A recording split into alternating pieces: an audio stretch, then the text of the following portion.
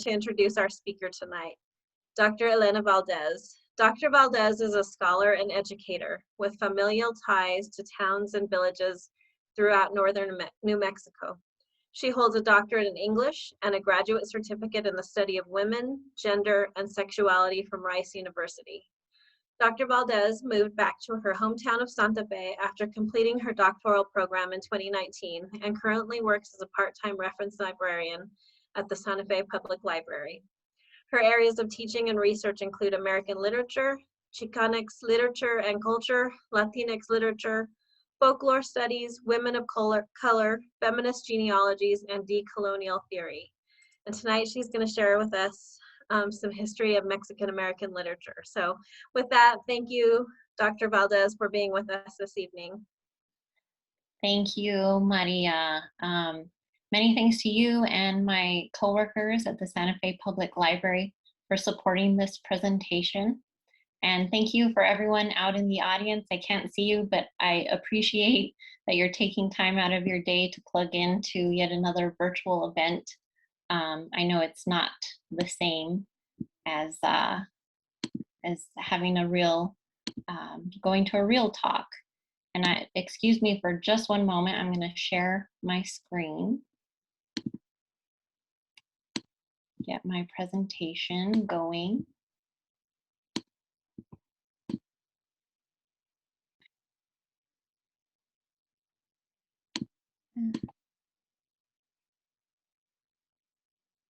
All right.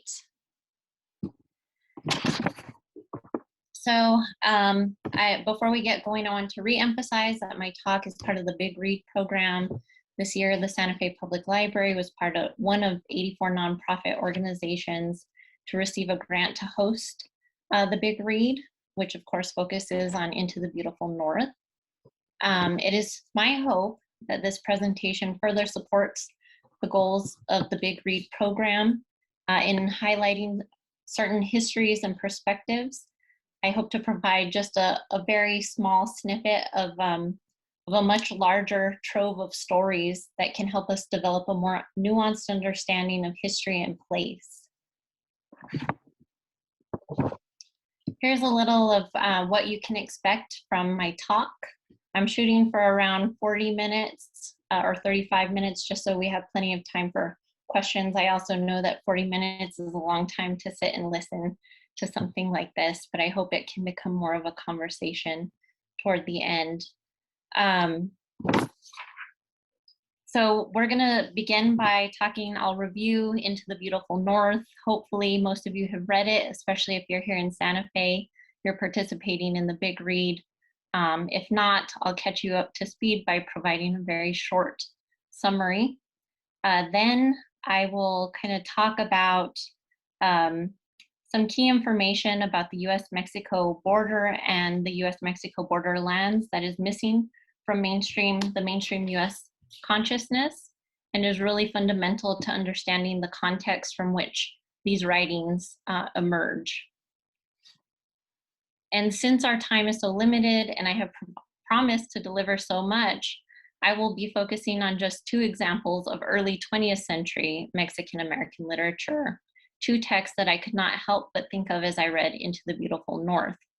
And they are The Adventures of Don Chipote, or When Parrots Breastfeed, by Daniel Venegas, and Los Potros by Jorge Ainsley. And here in my presentation, I have to say I really tried to channel the character of Otomiko from Into the Beautiful North and cobbling together bits and pieces of something that really requires, a lot of reading and studying to appreciate, but so that way I could give a hopefully a meaningful presentation.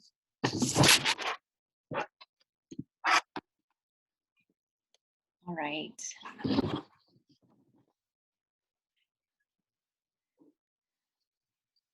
So if we were in person, I would, if we were meeting in person, I would ask you, my audience, how many of you have read Carla Cornejo Villavicencio's Undocumented Americans, which was published in 2020. I hope most of you have read it. If not, I recommend you put it on your list. Now, unlike Into the Beautiful North And the other text I'll be discussing, Undocumented Americans is Nonfiction. And Villavicencio is not of Mexican descent. She's Ecuadorian. I brought this into my presentation because I actually read it right before I started Into the Beautiful North and felt many parts of it were relevant to the story and how we interpret it and thinking about Mexican American literature too. This passage in particular really stayed in my mind. And she says, and let me describe where it's coming from. She's talking about when certain people try to be well-meaning and describe undocumented folks as workers. That's the word they use to describe people as undocumented workers. And she says, I almost wish they call us something rude, like crazy effing Mexicans, because that's acknowledging something about us beyond our usefulness. We're crazy, we're Mexican, we're clearly unwanted. But to describe all of us, men, women, children, locally Instagram famous teens, queer puppeteers, all of us as workers in order to make us palatable, my God. We were brown bodies made to labor, faces pixelated. And this at the end is my emphasis in bold. This idea of brown bodies made to labor, faces pixelated, reminds me of so many stories I've read or even heard, stories from the past 100 years, 200 years or more, but also stories from the present, obviously.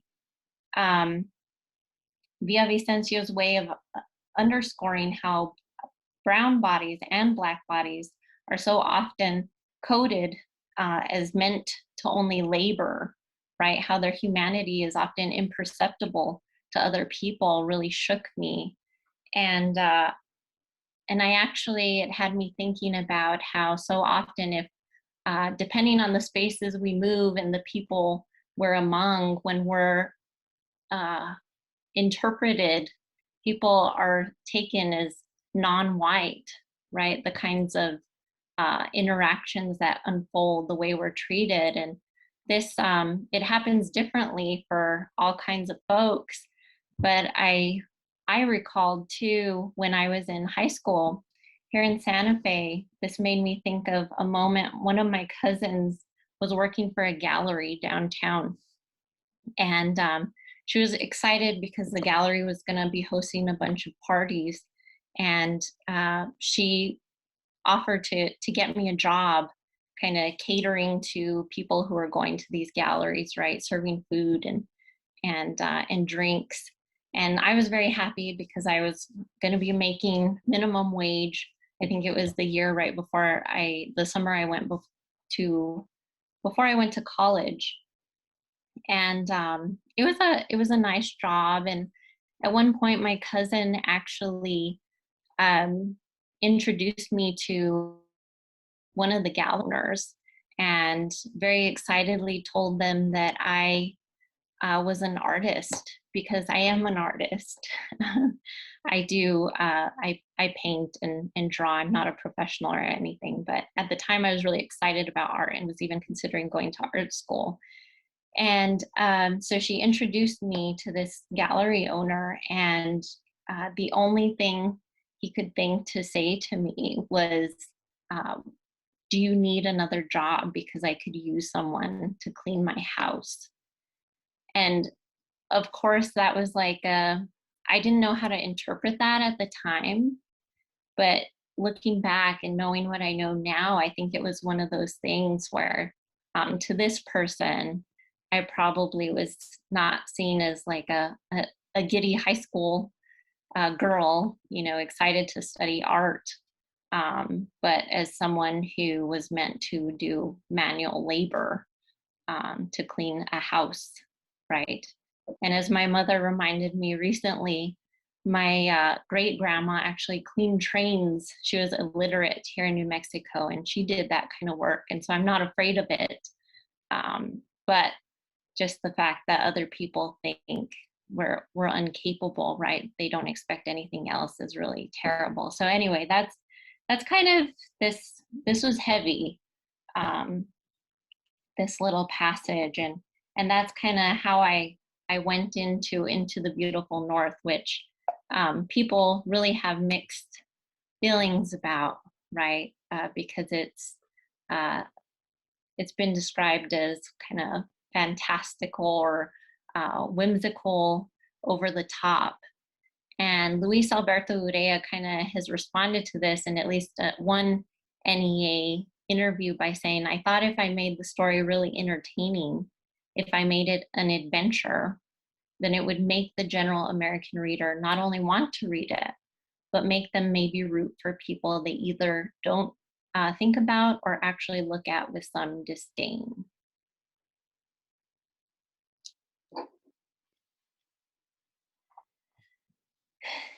And so it's, I mean, at first when I read Luis Alberto Urrea's interview and that quote, I thought, well, gosh, you know, we have to like fool people into recognize each other's humanity. That's terrible. But then I realized, no, this is how literature works, right? This is how comedy works. It can be used as a method of critique too.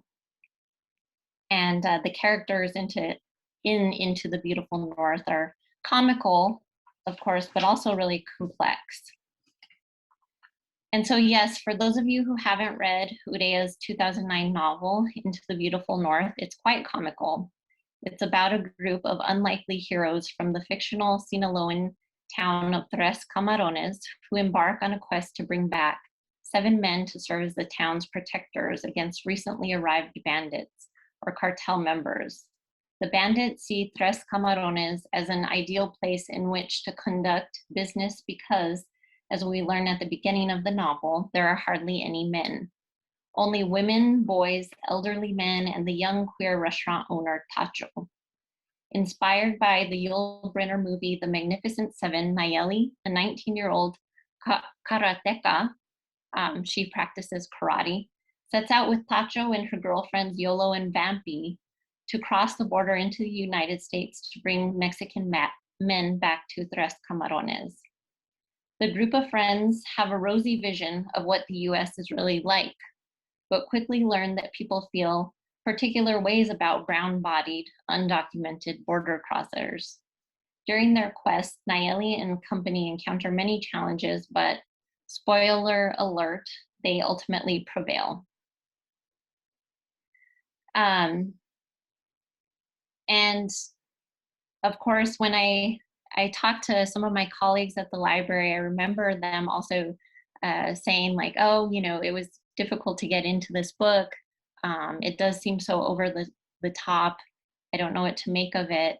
But I think my first impression from the very title, Into the Beautiful North, and knowing what I know about Mexican American literature published, you know, way before this, I thought, well, Urrea's up to something. This book is really up to something.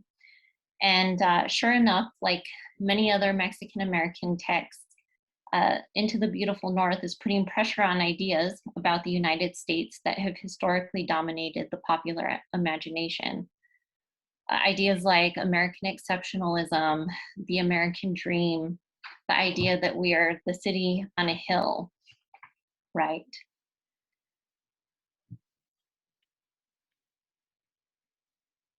And so I hope this slide doesn't make anyone too dizzy. But, oops, I guess I'll just leave that the way it is. These are screenshots taken from this really wonderful digital humanities project called A Visual History of Chicano AX Literatures by Dr. Manuel Martin Rodriguez, and I think he's at one of the UC schools. He has, anyway, we'll share at some point a link to this page, because I would encourage all of you, especially if you're unfamiliar with Mexican American literature, to go explore it.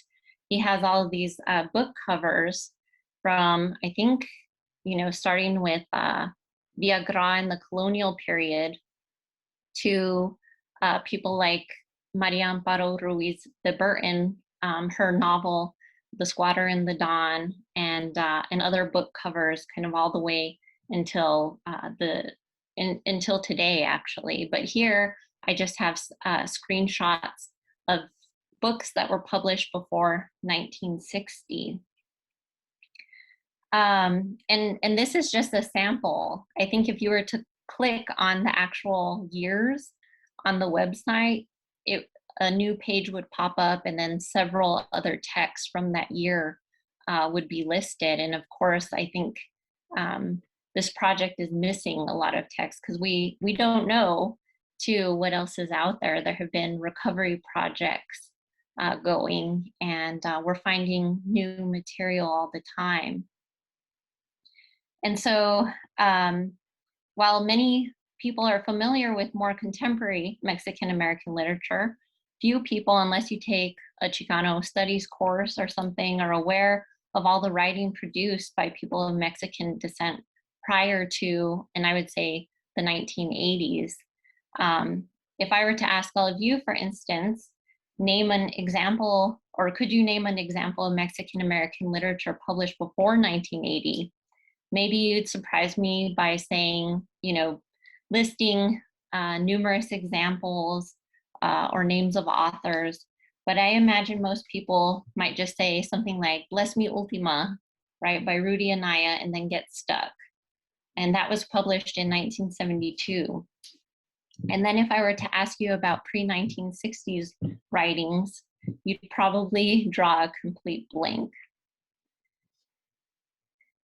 Now, there are a lot of reasons that this body of literature hasn't been part of the public consciousness, which I won't go into now. But for me, this pre-1960s literature is important because it helps shed light on the complex, often dark history of the United States and the US Southwest. This region, where more than one settler colonial history has shaped the conditions in which we find ourselves. Plus, it provides a fuller picture of our humanity and the ways in which different groups of people have exercised their power and or been denied power. And I think it's important to note too that maybe there's an expectation that Mexican Americans were writing in English because so much of the contemporary literature has been published in English, but a lot of this early stuff was originally written in Spanish.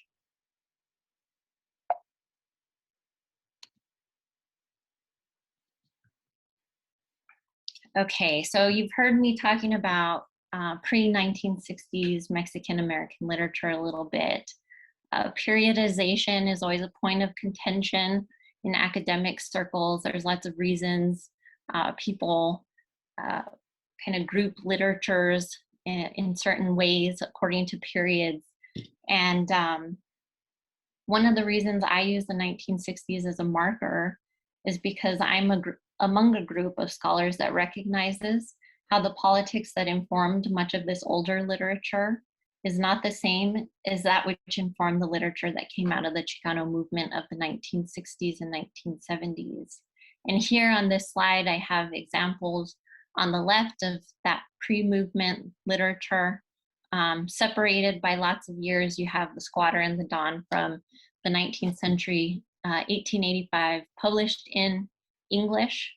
You have Pocho, published kind of just before the Chicano movement of the 1960s and 70s, I think in 1958 or 1959.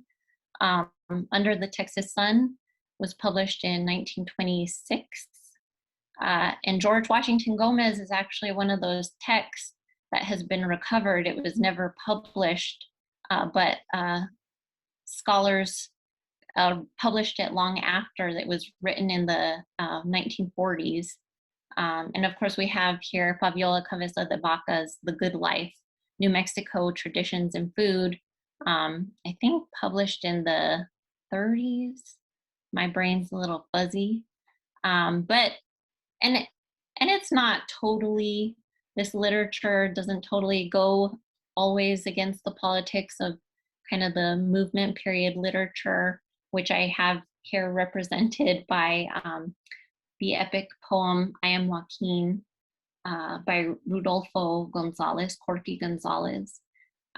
This poem is kind of the quintessential Chicano movement text, right? Some of the lines here I have for you are, Yo soy Joaquin, I am Cuauhtemoc, proud and noble, leader of men, king of an empire civilized beyond the dreams of the Gachupin Cortez, who also is the blood, the image of myself. This literature of the Chicano movement, which was overwhelmingly focused on the working class, people were embracing the idea of being of mixed heritage, right? Sometimes not, or often not unproblematically, sometimes appropriating indigeneity to claim a certain kind of belonging. Whereas some of these other writers from the 19th century were really invested in promoting their whiteness or associating themselves with whiteness. Not that they weren't suffering kind of racism, but they saw they could gain power, right, by bringing themselves closer to a certain way of being in the United States, by moving themselves closer to a certain kind of identity.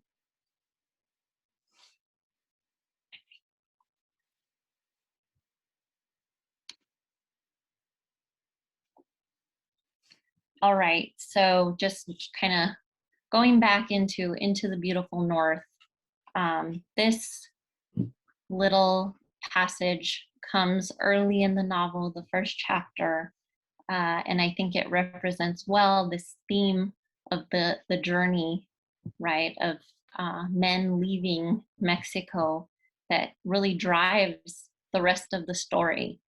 The men started to go to El Norte. Nobody knew what to do.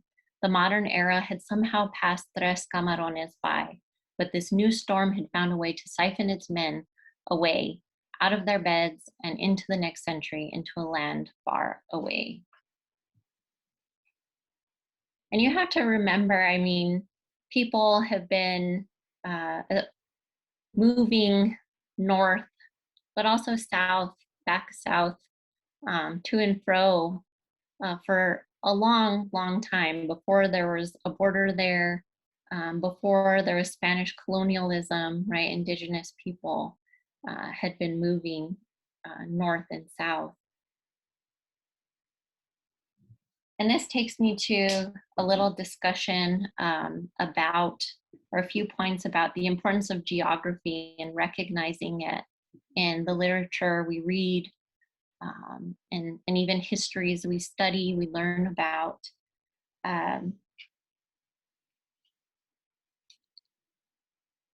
Key to keep in mind is that narratives about moving north exist in tension with those narratives that dominate the mainstream popular imagination. We see this in fiction and nonfiction. Dominant histories and stories are rooted in a particular geography and orientation. And in most cases, it's the Northeast United States. For example, how many of us learned about US history? Even if we're living in New Mexico, it's always from the vantage point of the Northeast. And it kind of, you trace it as people move west. It follows that idea of manifest destiny, right? It's a particular type of gaze. And even though these stories are so often really set in a specific geography, have a specific kind of orientation, we perceive them as neutral, and in that way they're really not, right? So one thing that we take away from early Mexican American literature is this way of seeing history, US history, and kind of stories about peoples in the United States from a different angle, right? Literally kind of rooted in a geography that's removed from the Northeast United States.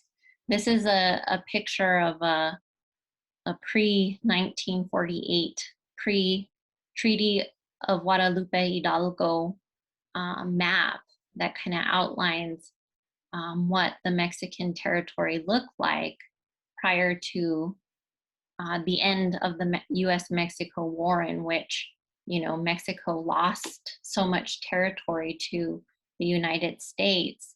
And this is critical when we're thinking about Mexican American literature, because you have to realize that this area, of course, was not empty. If I go to my next slide, you know, colonialism, before colonialism, and even after colonialism, now, today, we have indigenous peoples who have lived in these areas, and the borders were meaningless before kind of these geopolitical shifts. And so you have people living in these spaces, even though these changes are occurring, sometimes, you know, hundreds of years at a time, but the cultures stay rooted, the people continue to live. And so when we think about like the Spanish language press in the US Southwest, although it became kind of refortified with immigration that occurred in the early 20th century and after, it had already been there from a lot of the 19th century, even here in New Mexico. And so here's just some of those key dates that I think we should keep in mind as I proceed to talk about our two texts, Los Potros and Don Chipote. This is something I think we forget in the United States, that so much of this territory, New Mexico included, in the Southwest, was once part of Mexico. And I have here this date of the Mexican Revolution, 1910 to 1920, important because we have a large number of people of Mexican descent who come to the United States. I got this information from the Library of Congress. I guess the US Census counted 600,000 Mexican immigrants by 1930. That was like 3 times the amount of Mexican immigrants living in the United States prior to that point.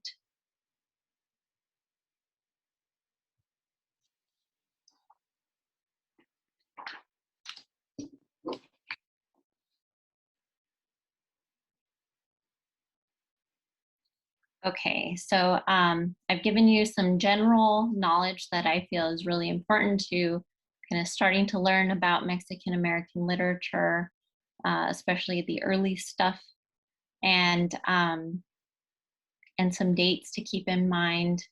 And of course, the Mexican Revolution, as I was saying, was really critical to building kind of a readership and publishing power in the United States. You have upper class and middle class people of Mexican descent who come to the United States and establish newspapers like Los Angeles' El Heraldo de Mexico, and others in different cities throughout the Southwest and actually throughout the United States. So this example, Las Aventuras de Don Chipote, o Cuando los Pericos Mamen, The Adventures of Don Chipote, or When Parrots Breastfeed, was published in 1928, and it was written by Daniel Venegas. I was introduced to this text during my doctoral program at Rice University.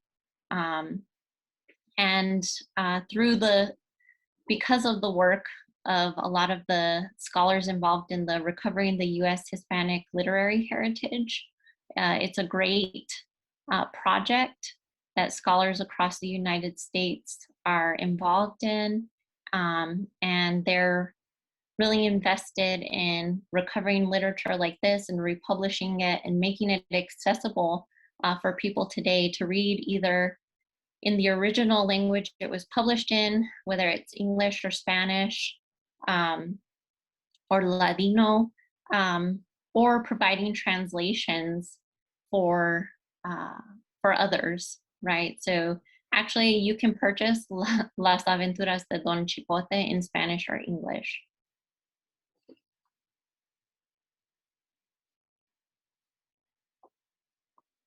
So in Las Aventuras de Don Chipote, readers encounter the poor, gullible Don Chipote, who labors for sustenance on his rancho in Mexico alongside his wife, known in the novel only as Doña Chipota, and their chipotitos, their children. In the novel, Don Chipote is convinced by another character that he could make a fortune in the United States. So he leaves his wife and children on a quest to strike it rich with his trusty companion Skin and Bones, a dog.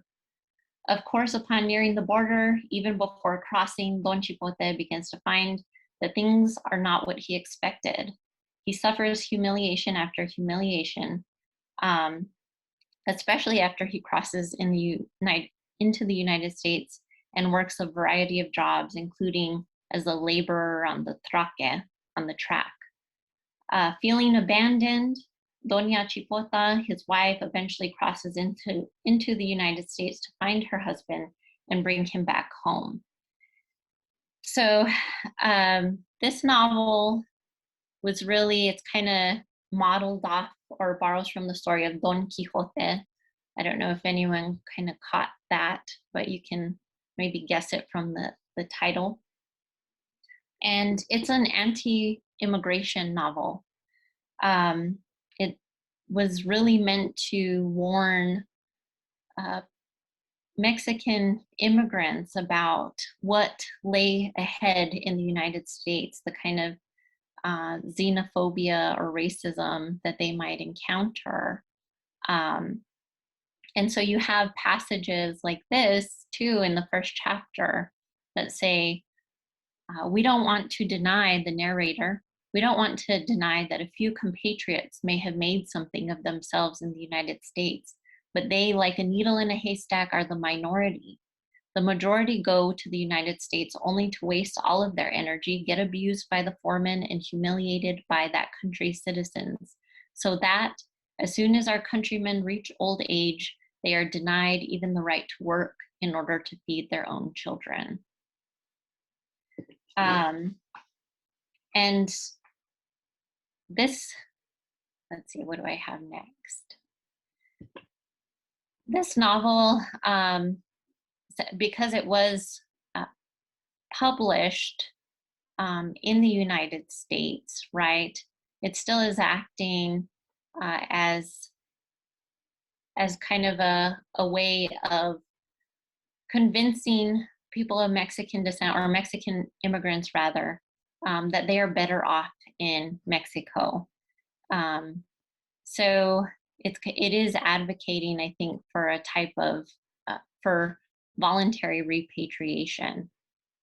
Similar to Into the Beautiful North, though, and this is why I thought of it immediately, of course, is how Doña Chipota, the wife, goes, gets tired of waiting for her husband and finally decides to go with her children across the border and find Don Chipote and bring him back. And this is one of the little pieces this is some text from chapter 15 that kind of lets you know when Doña Chipota decides to go retrieve Don Chipote. Everyone knows that it is easier to stop a river than a woman, so her family's advice, and even that of the priest, were not enough to change her mind.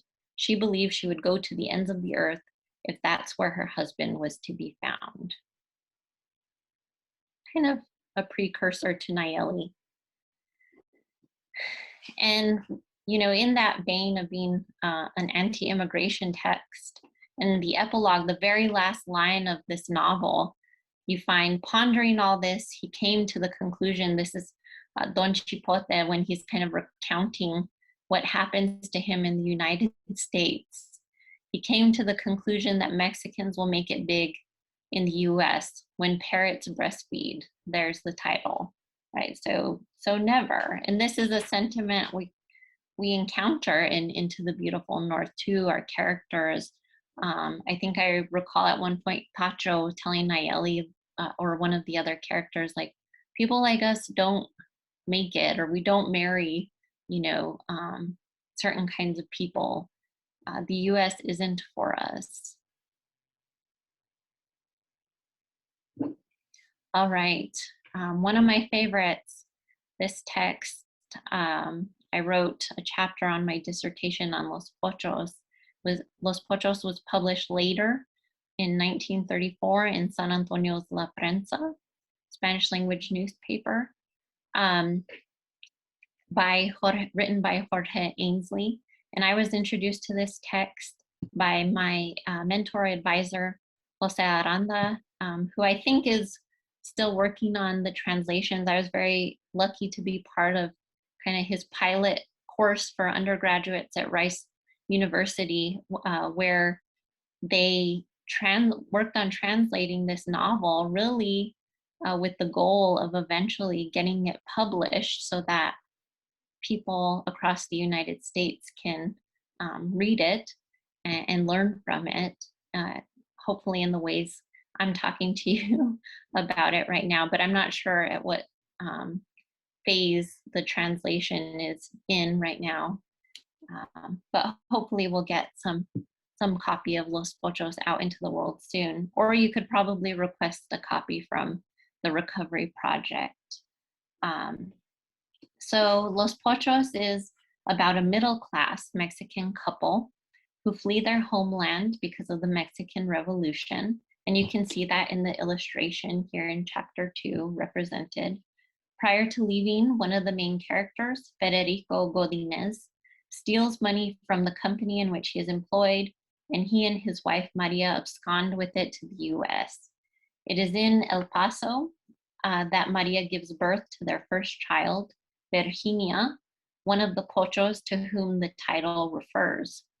And for those of you who may not know, Pocho is supposed to be like a term, a rather negative term used to describe someone who isn't quite Mexican, like an anglicized Mexican, someone who doesn't speak Spanish properly, that sort of thing. Later, the couple, Maria and Federico, they have another Pocho, their son, Jose. And like Don Chipote, Federico suffers indignity after indignity in the United States, and his family too. They lose their middle-class status. And the children, who are really, of course, as the title suggests, at the center of this novel, right? They become really unruly and disrespectful. And much of the novel is focused on resolving this issue, like, oh goodness, you know, this generation of Mexicans born in the United States, they're not Mexican, they don't speak well, and they're disrespectful to their parents. What do we do with them? And the solution really by the end is going back to Mexico. That's what this is, also another anti-immigration novel, because the conditions of living in the United States are just too much, even for middle class, upper class people of Mexican descent, because again, they're interpreted as by Anglo-Americans as bodies meant to labor, right? They're facing kind of racism, xenophobia in all aspects of their daily lives. This is an example, I think it's chapter 5, of kind of the illustrations that were printed with this serial novel, Los Pochos. And you see, I believe that's supposed to be Maria and Federico there. And in this little clip to the left, you get this passage where Virginia is listening to music, jazz, and Federico, her father, is like sick. He asks her to turn the music down, or Maria does, and she refuses. And Godinez, or Federico, the father, finally says, "Hoy en día los muchachos son los que mandan." Today, the children are the ones who give the direction, right? And it's all said in a very sad, worried way. This is part of the disintegration of the Mexican family, and really their identity. It's represented that. And this page is actually, I think it's chapter 2, it's the print so small, or the end of chapter 3 and the beginning of chapter 4. So prior to that moment where Virginia refuses to turn down the radio, to turn down the jazz. And it's actually, if you look at the illustration, it's representing San Fernando, California. Maria and Federico, after the birth of their daughter, Virginia, in El Paso, they go to California to seek out Federico's long-lost brother, Raimundo, who went to California long before the revolution and kind of established himself and lost touch with the family, lost touch with Federico. And so being newly arrived, of course, they want to seek out a connection with someone they know there. And so they go to see Raimundo, and this is a passage from that chapter. And I'll say or read the English translation. Without exception, the residents of this neighborhood were descendants of his country's humblest class. They had migrated in search of work to improve their situation, always with the idea of returning later to the motherland, laden with gold. Slowly, without realizing it, they forgot their purpose and settled forever in a country where they found life to be easier and more comfortable, subtracting from the motherland a very large contingent of strong-armed, useful men, which were necessary for the growth of a village. And so in this case, again, you see a moment where numerous men are leaving their villages, their towns in Mexico, and really the fate of villages is left kind of unknown because you don't have men there anymore. And this passage draws attention to that. When Federico meets Raimundo, he's really kind of shocked and disappointed because Raimundo, I think if I recall correctly, Raimundo uses kind of different kind of Spanish slang. He doesn't uphold the middle class Mexican values that his brother thinks are so important, and really that the novel itself thinks are so important. Raimundo represents this kind of Mexican who has fallen out of favor and who has lost his identity. And so actually, after going to San Fernando to visit Raimundo, Maria and Federico leave because they're kind of so disgusted with what they see, the people, the town, and their brother. But as the novel continues, they suffer a lot of the same things that the people they first meet here in California had suffered.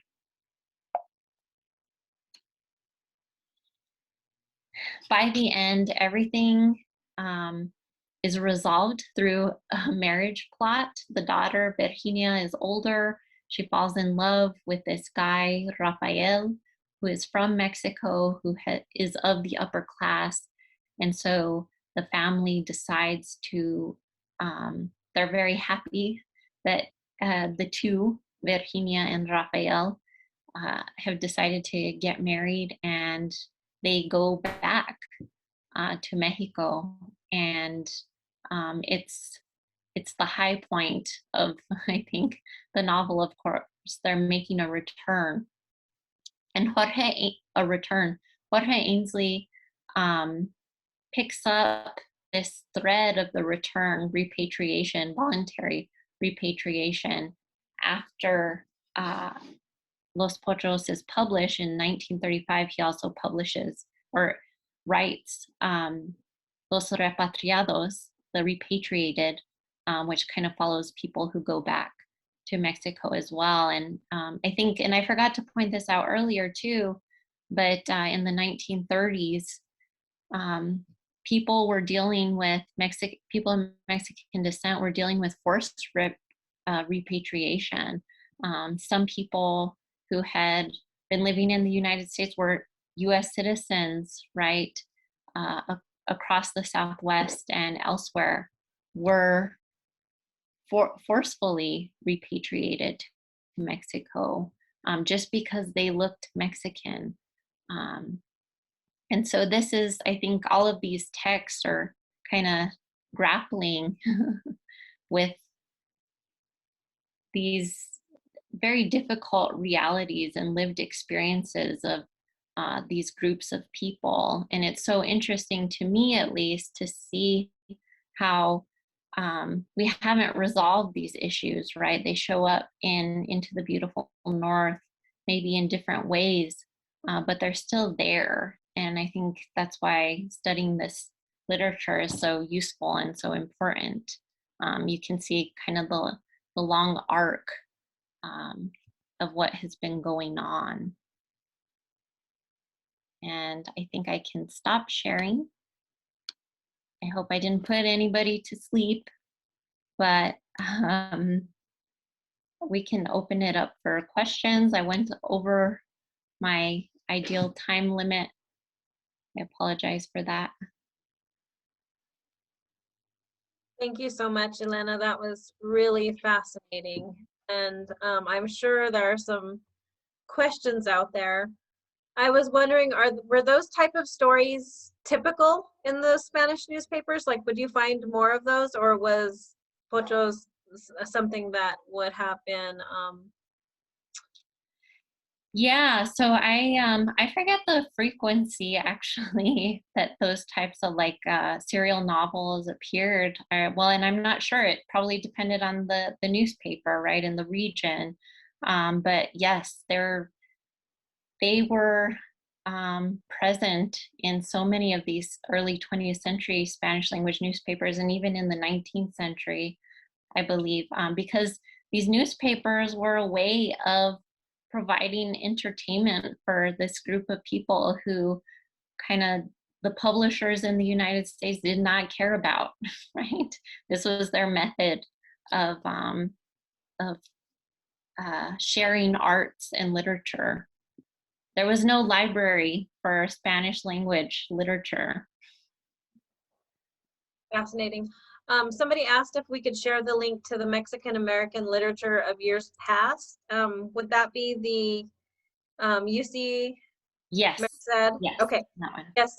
I just posted that, and we will follow up after with an email with the links as well.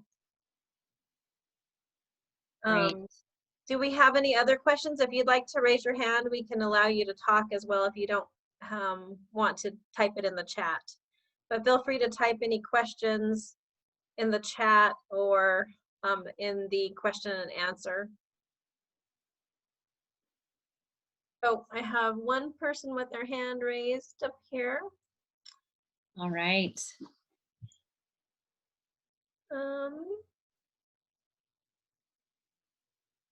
Let's see. Mabel Velasco. Yes. Feel free to ask your question. I have so many questions, but this was so interesting. Thank you very much. I really appreciated your talk. I don't know much about, even though my field is literature, Latin American literature, I don't know much about Mexican American literature, so this was fascinating to me. I just bought, this is a coincidental, but I just bought Urrea's book, the Into the Beautiful North. And I was reading critiques about it, and many say that this is not his best work.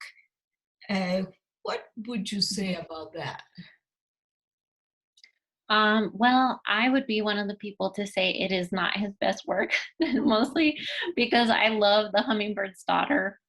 I've written about The Hummingbird's Daughter, and it's a different kind of novel. But I mean, I think Urrea uses the same kind of style. I don't think this novel, Into the Beautiful North, is terrible. I think it's good, and Urrea definitely uses his style of highlighting, I think,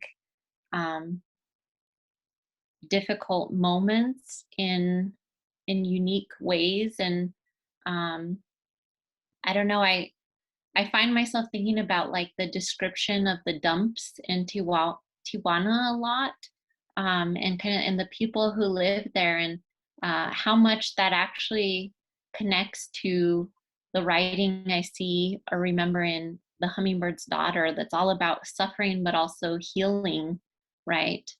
I could say a lot about the two works, but I hope that kind of answers your question. Yes, it does. I'm going to get the others then, because I want to get into this. I also wanted to ask you about the recovery project. Do you have a link for it? So we can get in, because I would like to get Los Pochos and read that. And also, do you think that in that passage that you read from Los Pochos is also talking about brain drain that happens all throughout Latin America, that so many people come to the United States and countries are depleted of the knowledge and the experience, job experience, work experience of the people that come here, and this country benefits of it, but while the other countries don't. Yeah, I mean, that happens here in the US as well, right? We talk about brain drain in New Mexico too. It must happen every generation. And I think it highlights how maybe capitalism draws people, makes it difficult to live certain lifestyles and in particular places, right? And so people have to move. Yes. Okay, I just shared the link with everyone. Thank you. To the recovery project. Thank you. Let's see. There's another question. Is there an estimate about how many newspaper stories were published during this time? I have no idea. I know, I guess I'm thinking about scholars who would know, Annalise and Nicholas Canelos with the Recovery Project. Maybe he would be someone who would know this information. I cannot tell you. Great. Pamela Matthews, you're unmuted if you'd like to ask a question. Let's see. Can you hear me now? Yes, thank you. Very good. Well, I lived in Italy for 11 years, and so many people, especially young people, oh, America must be very beautiful. And I'd say, well, some parts are hideous. It's just this sort of longing for some other land. And I guess America has had all this hype about it for so many years. But it's just an interesting thing. Certainly, if people don't have work, I think way back when there were so many immigrants coming to Ellis Island from countries like Italy, and they really were looking for work, but conditions here were horrible. They were slaves in factories. And I don't know. I'm just reflecting on that thing about the other land and the greener pastures. That's all I have to say. Just Thank yeah. you, Pamela. Thank you for your comment. Lydia Lopez, you're unmuted if you'd like to ask your question.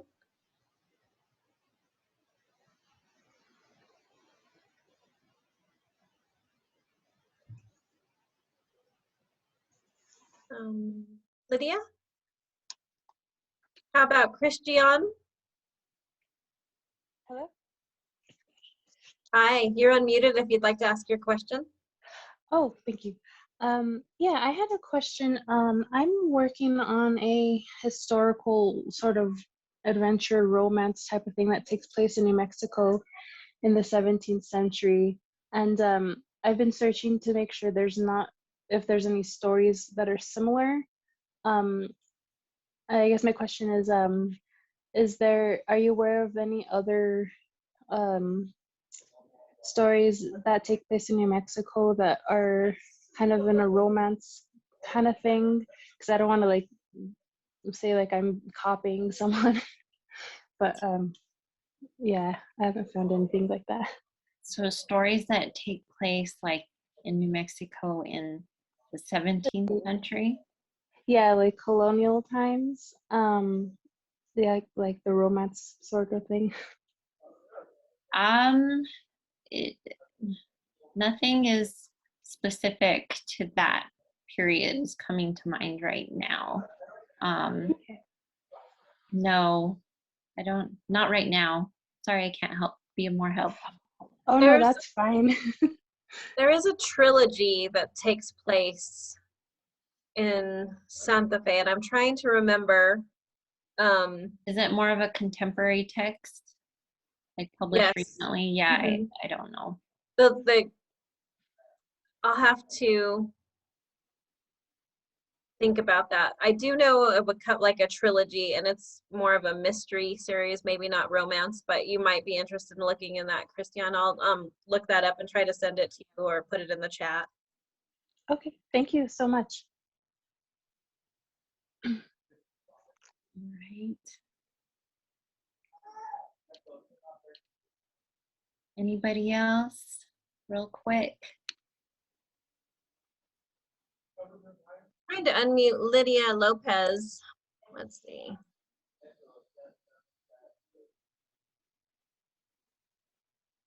I think I just. Oh, there you are. Thank you. You're able to talk now, Lydia.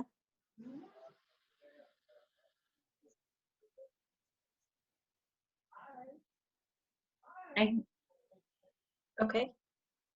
How about Conrad? Hi.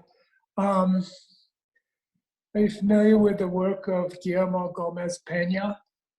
Yeah, a little bit. I am. He's kind of an interesting guy. Yes. Very powerful commentary.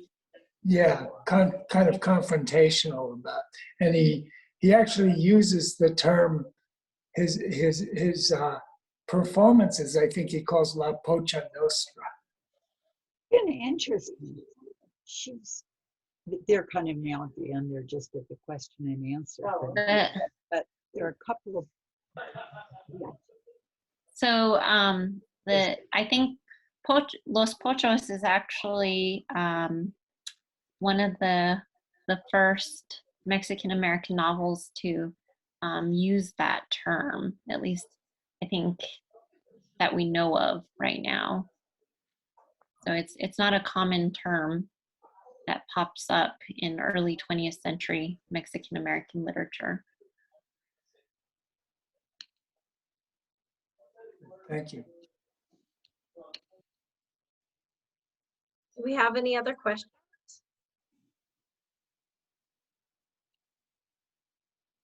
One new message. We have a lot of thank yous. So many people were so interested in the talk, and they thank you so much for the historical context of this novel. And yeah, I feel like I maybe forgot to say that Into the Beautiful North takes place like at the end of the 20th century, right? The 21st century. So it's very different, the context, compared to the earlier novels, but there's just a lot of kind of the same similar circumstances. And we are going to host a book discussion of The Hummingbird's Daughter in May. So now that you all have read Into the Beautiful North, you want to join us for a book discussion. We will be talking about Hummingbird's Daughter as well. So join us for that. Let's see, I think we have, Marcia says, thank you, Elena. I love hearing about the novels that I did not know about before. Good job. And then Marissa wants to know, what was the guy's name Conrad mentioned? Guillermo Gomez Peña.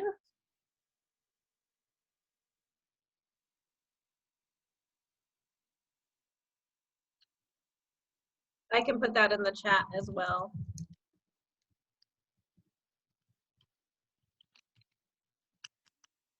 Anybody else? Thank you so much. Yes, thank you. A wonderful program. I learned so much. Ruby says, thank you for sharing a glimpse into American literature from those times. I grew up in a border town, and it was interesting to me how those stories keep repeating themselves. And this was so interesting. So thank you so much. Now that Dr. Valdez has presented, we're going to have to bring her back for more programs. So thank you so much for sharing your knowledge with us. We really appreciate it. Sure, it was my pleasure. And since I have you all still with us today, I just wanted to let you know about an upcoming program that Elena is going to be running. It's called Voices de Santa Fe, and it's for high school students. It's a community archiving and oral history project. It'll be a summer program, and you can find more information about it on our website at santafelibrary.org in case you have some high school students that are interested in archives and the history of Santa Fe. So thank you all for joining us this evening. We really appreciate you attending and supporting the Santa Fe Public Library. Have fun with the NEA Big Read, and we'll see you at our next program. Thank you. Yes, thank you. Thank you, Maria. Thank you for your help, Lydia. Yes, thank you, Lydia.